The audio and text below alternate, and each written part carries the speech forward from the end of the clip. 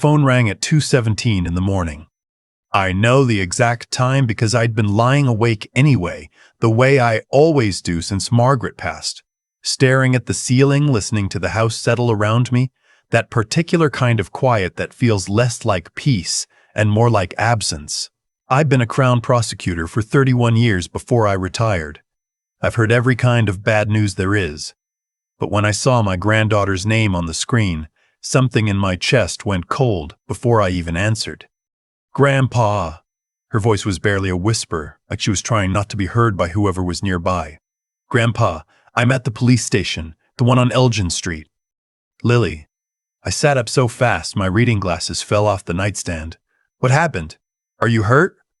She told them I attacked her. She showed them her arm, and she's crying and they actually believe her. A small broken sound. "Dad's here, and he won't even look at me. He's just standing with her, and I don't know what to do.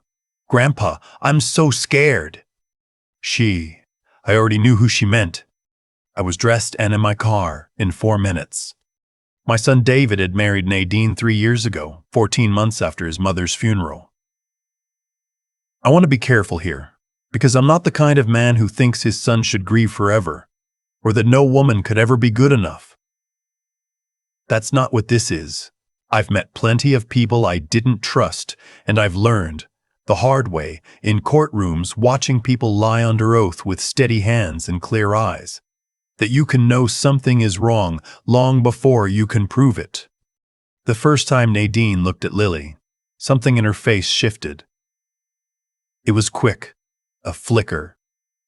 The kind of thing that vanishes so fast you question whether you saw it at all. Lily was 15 then, almost as tall as David, with her mother's dark eyes and that particular teenage way of taking up space in a room without meaning to. And Nadine watched her the way you'd watch something you hadn't planned on dealing with. I said nothing. What would I have said? I had no evidence. I had a feeling, and a dead wife, and a son who was finally, cautiously, happy again after 2 years of not being able to get out of bed. So I kept my mouth shut, and I watched. Over the following year, the small things accumulated. Lily stopped calling me on Sundays the way she used to. When she did call, her answers were shorter, careful. She started wearing long sleeves through the summer. Once I asked her directly, "Are you okay, sweetheart? Really okay?" And she looked over her shoulder before she answered me. That look. That involuntary checking who might be listening. I've seen it in witnesses before. It told me everything and nothing I could use. David saw what he wanted to see. He's my son and I love him. But he had found something soft to land on after the hardest years of his life, and he wasn't going to let anything threaten that. When I tried once to raise my concerns gently over coffee at his kitchen table, he looked at me the way adult children look at their aging parents when they've decided the parent has become a problem. Patient. Dismissive. "She's going through a normal adjustment, Dad. Teenagers are difficult. You were a prosecutor for 30 years. You see criminals everywhere." I didn't push it. I should have. I'll carry that for the rest of my life. The Elgin Street station was lit up the way police stations always are. That flat institutional brightness that makes everyone look slightly unwell.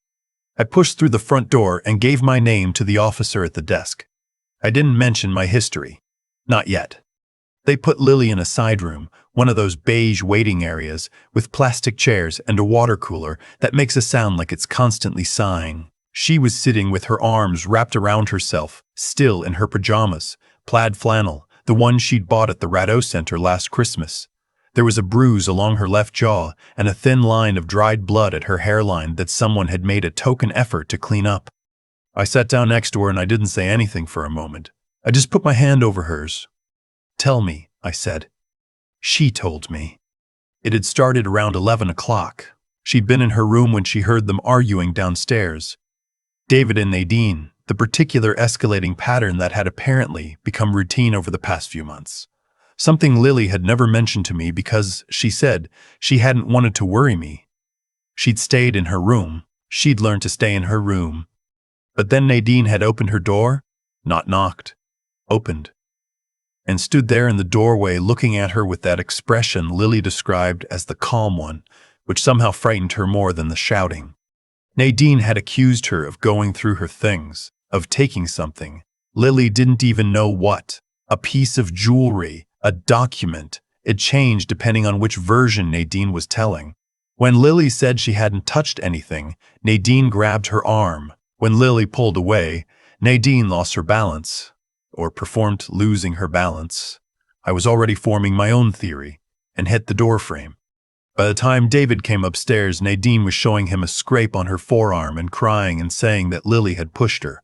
And Lily was standing there, 17 years old, shaking with a bruise forming on her face from where she'd actually been struck, and her father looked between the two of them and made his choice in about 4 seconds. Someone had called the police. I think Nadine did it herself. I think she'd calculated exactly how this would play. She grabbed my face, Lily said, touching her jaw carefully.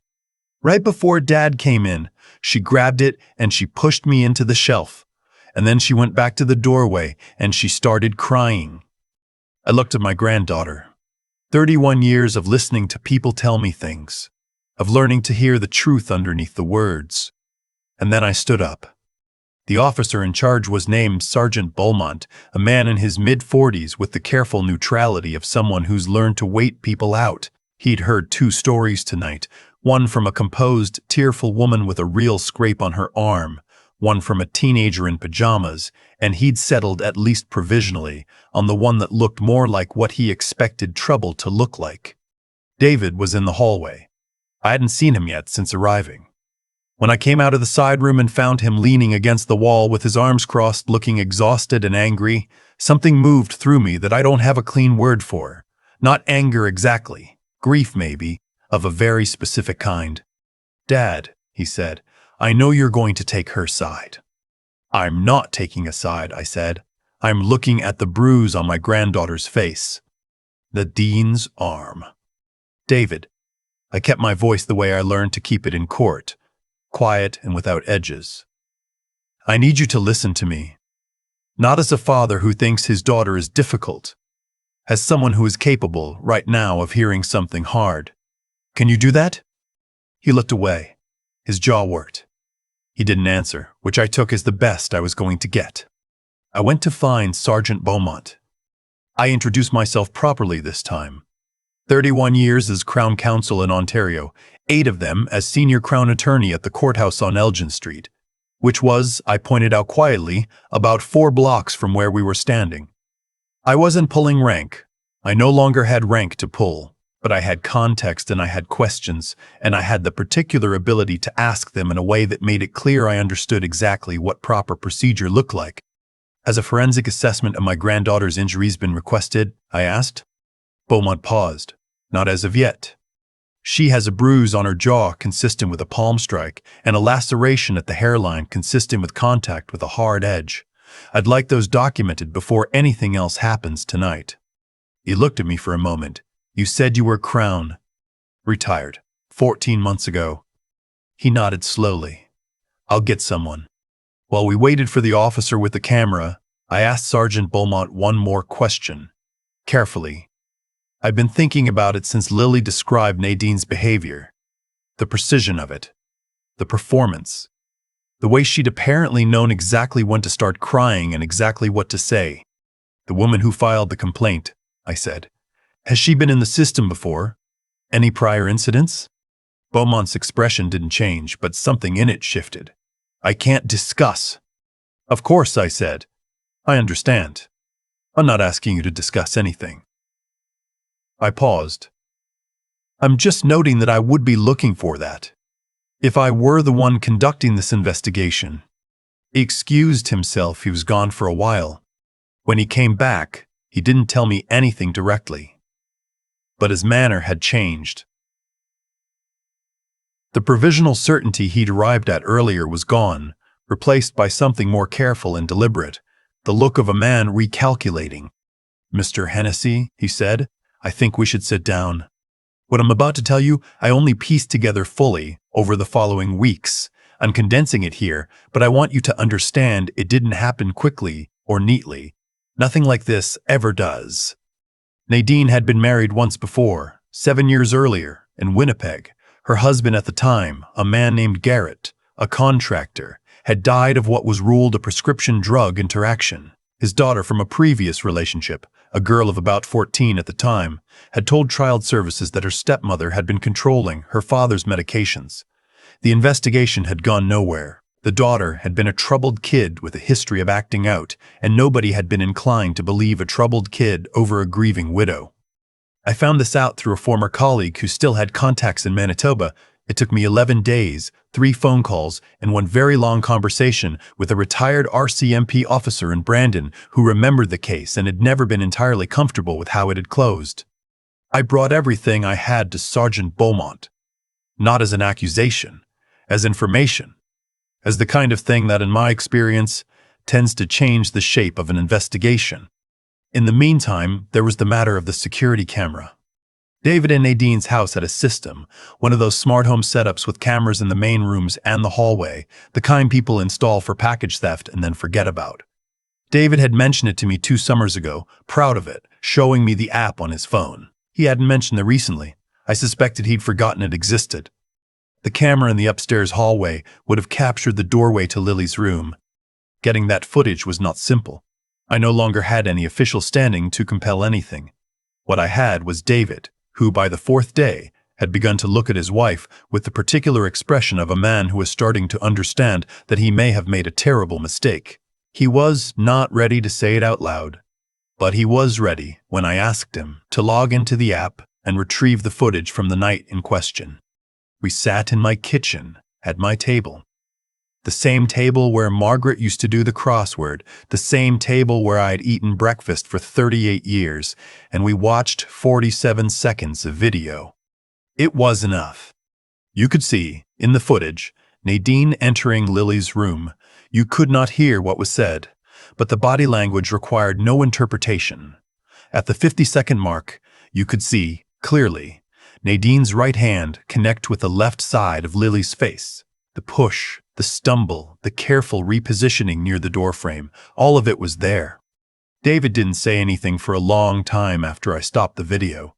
He just sat there with his hands flat on the table, staring at the stopped frame. Then he said, "The case in Winnipeg." "Yes," I said. Was Garrett's death?" "I don't know," I said honestly. "I don't know, and that's going to take much longer to determine, and it may never be provable.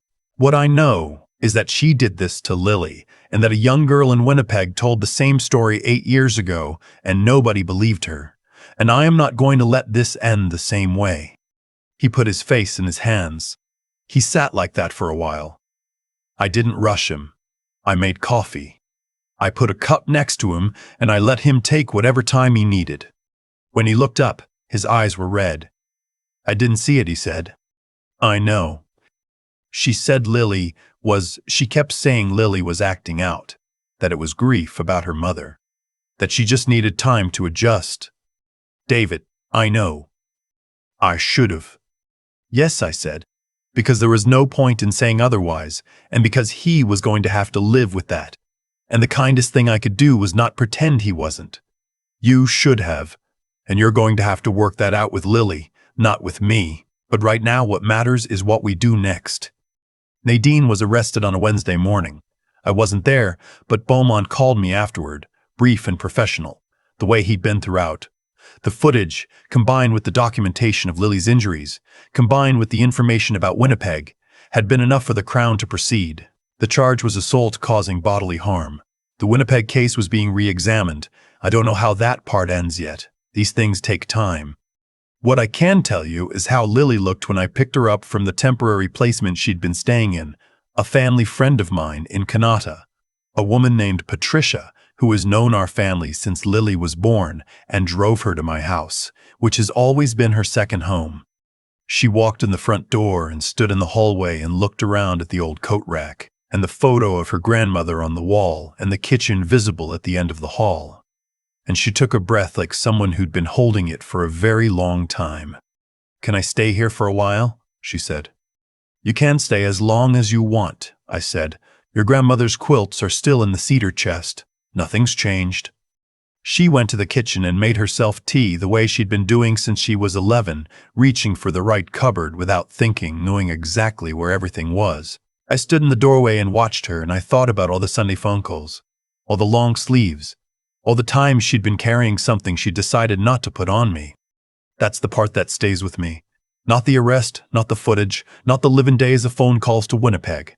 The fact that she'd been protecting me. That's what 17-year-olds do when they love you. They decide you can't handle it, and they carry it alone, and they get it completely wrong. It's been 7 months now. David is in therapy.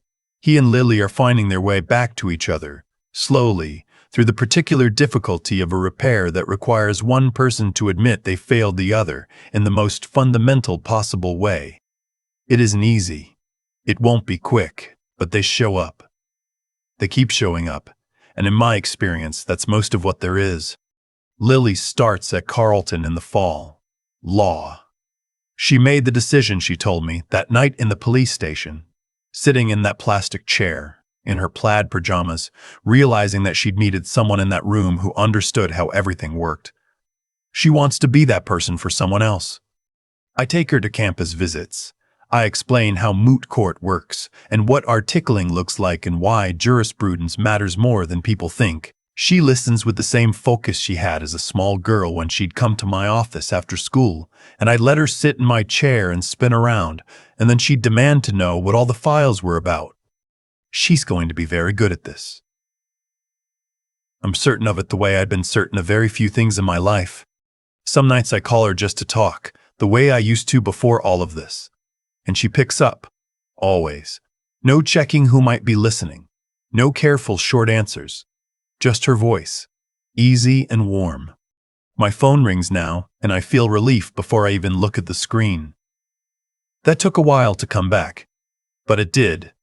I've been sitting with this for 7 months now, and the thing that keeps coming back to me isn't the arrest, or the footage, or even the moment David finally saw what he'd refused to see. It's Lily, in her plaid pajamas, in that plastic chair, having decided she needed to protect me from what was happening to her. 17 years old and already carrying something no one should carry alone. There's a kind of cause and effect in life that doesn't announce itself. It moves quietly. Nadine didn't become what she was overnight. Whatever happened in Winnipeg, whatever she'd told herself to justify it, it had been building in her long before she walked into David's life. And the way it eventually came apart wasn't through luck. It came apart because Lily, despite everything, still knew who to call. Because she'd spent enough years watching me work to understand that truth leaves traces if someone is patient enough and honest enough to look for them. I think about integrity a lot these days, not as an abstract idea, but as something practical. The kind of character that holds its shape under pressure. Lily had it in that police station. She was shaking and exhausted, and her face was bruised, and she still told the story straight in the right order, without embellishment. That's not nothing. That's not something you're born with automatically. That's built, slowly, through being around people who modeled it, through small choices made over years when it would have been easier to shade the truth or stay quiet. And then there's the matter of paying attention. I spent 31 years learning to listen to what people weren't saying as much as what they were, the long sleeves in summer, the careful phone calls, the look over the shoulder. None of it was proof. All of it was information. What I've come to believe is that clear thinking is not a gift some people have and others don't. It's a discipline, a habit of slowing down and asking the harder question instead of the comfortable one. David stopped asking hard questions when he found something soft to land on. I understand why. I don't excuse it, and I don't think he excuses it either, but I understand it. What I want to say, and I'm not sure I can say it without it sounding like a lecture, which is not my intention, is that the 3 things that kept Lily from disappearing into that situation the way that girl in Winnipeg did were simple ones. She had a sense of right and wrong that hadn't been entirely worn down. She had enough presence of mind, even terrified, to think through what she knew and what she needed. And she didn't give up. She made one phone call at 2:17 in the morning when she could have just gone silent and waited for whatever came next. Those 3 things: knowing what's right, thinking clearly and refusing to stop. They don't protect you from hard things happening. Nothing does that, but they determine what's possible on the other side of them. Lily starts law school in the fall. I didn't push her toward it. She arrived there herself that night in a beige waiting room under flat fluorescent lights, understanding for the first time what it means to be in a room where no one is on your side unless you brought them with you. I hope she remembers that room for a long time. I hope it makes her a very good lawyer. I think it will.